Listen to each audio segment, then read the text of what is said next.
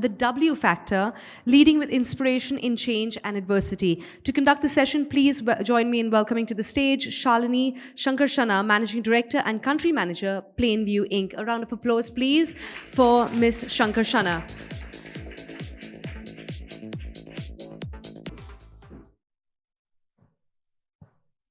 Hey everyone, can you hear me? Good afternoon. I don't know if you should be happy with this time slot or that's okay. I'll try to do my best. And I was just listening to the previous session. I'm sure I'm not following most rules that she mentioned. But I'm hoping that I still can exude power just because of my confidence and with a smile. Yeah. So I thought a lot about what should I be speaking to this beautiful room of people. There are such amazing sessions that happened in the morning, and the follow-up panel, I mean, there is great people. I met some of them in the speaker's lounge. So I'm going to try to address a different segment of conversation. The attempt is to talk about how do you lead in times of change and adversity, but also how do you lead? Lead is not just about leading people, leading business, leading organizations, but also lead yourself. I'll do my best to keep it to 10 minutes and happy to interact post this, okay? So what does W stand for?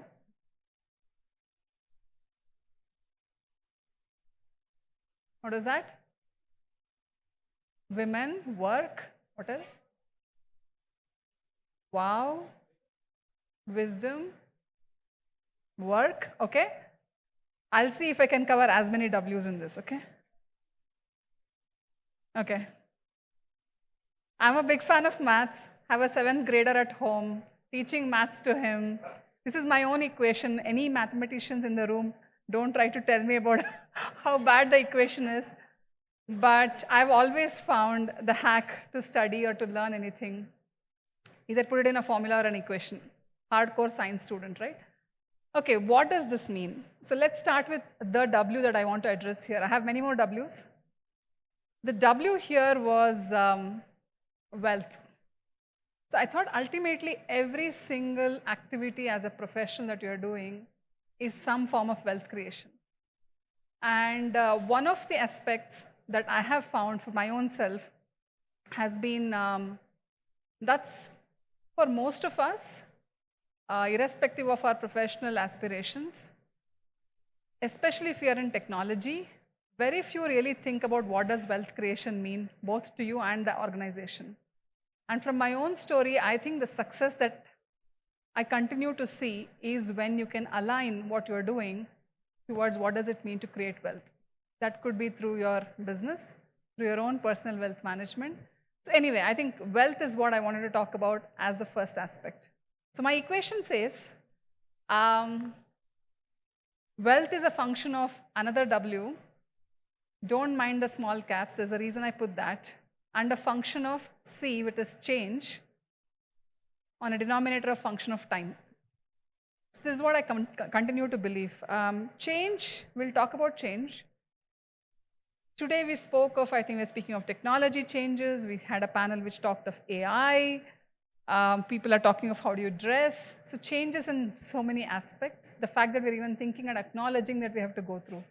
In my mind, every opportunity, anything that needs to get created by wealth, any finance folks in the room, you will know. Change is a huge function and we all believe it's a variable. So I want to share my thoughts on how do you make that variable, how do you create more constants out of that variable. The W I spoke about, I'm calling it as will. What does will mean? Will means many things, a lot of soft factors. But let's double click on that in a minute. The reason I put time there is, what we are also seeing is the amount of change that's coming into our society, our technology, business, operating models, absolutely accelerating, or that's the feeling we are getting. And so for me, time is a denominator. Probably wine and cheese age well, but a lot of things that we deal with do not age really well. So more you spend time in dealing with the change, not having the will, the wealth creation is going to suffer. Okay, so with that, let's just get into the next. The reason I spoke of will, I was thinking about what is it that separates a lot of us from whom we think as role models of success. There are many factors, many books, many people who have earned multi-billion dollars by telling us how to do this. But my personal belief is it comes down to will. I called out 3 more W's and there are many more things, but I thought I'll touch upon these things. One is the word weakness. I think weakness, when we look at it, whether in a business environment or a personal environment, we always shun it as a negative connotation. My personal experience and the ones whom I admire and appreciate as role models has always been about how do you look at your own weakness with as much objectivity as possible. Again, it's a personal attribute. It's also an attribute when you're leading a business, when you're leading a function, when you're leading a team. All of us are born with our strengths and weaknesses. All of our teams have our own strengths and weaknesses. The number one step is to acknowledge that. The reason I brought it up is we are hearing change as a very negative sentiment today. Do you all agree? And very few of us who are able to continue to rise to the top have this innate ability to acknowledge weakness, weakness in a system, weakness in technology, weakness in yourself or in your team, understand your strengths and double down on it, and not dwell upon the fact that you are weak at something. Again, you for me implies all of this. So part of the will is how do you deal with weakness? Second, I spoke of wisdom. Such a nebulous concept. When we think of wise people, we think of old gray-haired, probably sadhus and munis and all the Panchatantra stories that we heard about once upon a time. Do we really have the luxury today to say that we will take years together to build the wisdom to do the right thing? And I see this as another big change.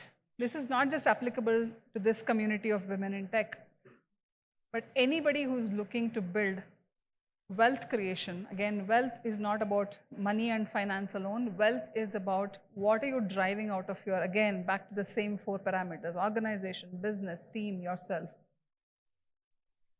Will again comes down to how truly you are able to build wisdom, but also you build a community around you, derive from that community wisdom. And today technology is enabling that.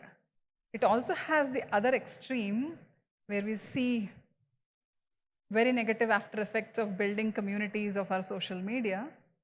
But think of the power of the community, right? And that is where the technology and women in technology, I think, is a real opportunity to build that community wisdom. And I want to talk about well-being, and this is a personal experience. Last few years has not been easy for me. And I see that this is one element, one W we all ignore, irrespective of where we are. So I wanted to start off with these which are so core to us before we get into the, what I call, harder elements of wealth creation. Not focusing on these 3, you may have all the willpower and determination. I don't see a way forward. Moving on, change. We spoke a bit about change. I want to, I run this, I'm part of the business of change. So I'm part of a company called Planview. I run their India Center in India. And what we see day in, day out is how organizations, businesses, governments, communities, countries are dealing with change. And that's why I want to bring that back into the conversation today. There are changes happening in businesses. Do we all agree? Some businesses are looking at, I want to just consolidate. I want to be in a protective mode because so much is changing. I don't know what's going on. Some businesses are saying, this is the way to lead forward. I'm seeing so much weakness. I want to be the first mover. And a lot of businesses are in between these two ends of the spectrum. And a lot of businesses are shutting down. The last 6 quarters has not been easy, has really not been easy. Especially in enterprise technology sector, it has been a real roller coaster. As this is happening, going back to the same point, wealth creation is a function of change. How do we drive change management as a discipline, whether through technology, through people, through process, and through just thinking, organizational thinking, systemic thinking, is going to really determine our success and failure. I won't touch upon technology change at all. There are so many panels today. I will take a couple more minutes. And I will let the proficient experts talk through the technology change, but all of us agree we are in mammoth changing times today. I think we have Rohini in the room. I heard her talk in one of the sessions where she said, I've been in the business of data for last 30, 40 years. And she says, the amount of change I'm seeing in the last 2 years is tremendous. So I'm looking forward to the panel, ma'am. Operating model, I think this is very interesting, right? All of us in our organizations in some form or the other are seeing our teams changing, our operating models changing. Folks who are running businesses, which is driving from a domestic market, you're seeing a consumption power is completely different, right? Which means I have to change my operating model. Simple things like go away from your D2C is today a very, very important business model, which probably did not exist in the past. The way we operate, sitting out of a multinational organization, you are, let's say, a GCC, how do you operate with your parent organizations? It's completely changing. How are you using technology to not be protective, but also change your operating model with the amount of different demography your teams are getting? Today, we have teams from all kinds of generation, right? We have multi-generational teams. We have multi-generational consumers and behaviors. Again, operating model change. Today, we are being forced to just adopt it because market is doing it. How much are we really going ahead and doing it, irrespective of the hierarchical structure we sit in? And people, at the heart of it all is people. A lot of us. So the reason I listed these 4 is, like I said, while I'm in the business of change, and I see this every single day, we operate across so many organizations, so many countries, and so many governments. We are seeing all the 3 spectrums. So my wish for this group is, that's another W, is that we can find a way. Adapt is somewhat a reactive word, but can we really get ahead of the change? Is it even possible? Something to think about. We spoke of time, and my one-liner there is that our body, our skin cells, on a daily basis, we shed about 500 million skill cells. If we can't adapt to change and if we don't do it fast enough, do you really think we can, as a species, survive? So I'll just leave it at that for time. So 3 things. Transformation, I think, is imperative.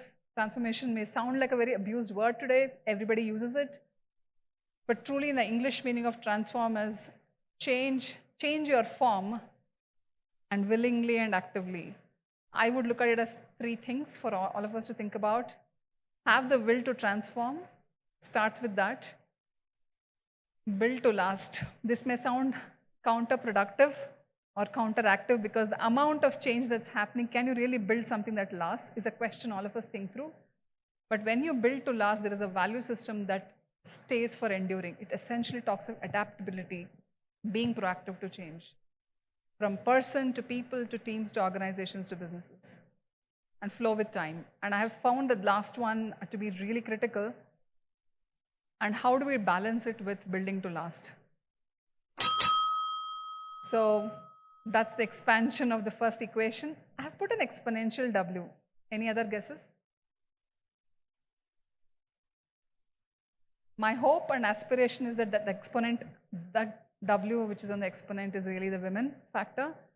And I really hope for us, all of us here, that we become that exponential factor for us to build wealth for this planet and ourselves. So with that, let me conclude, and thank you so much for being the audience of, and thank you for the opportunity for sharing my story, and looking forward to the rest of the session. Thank you.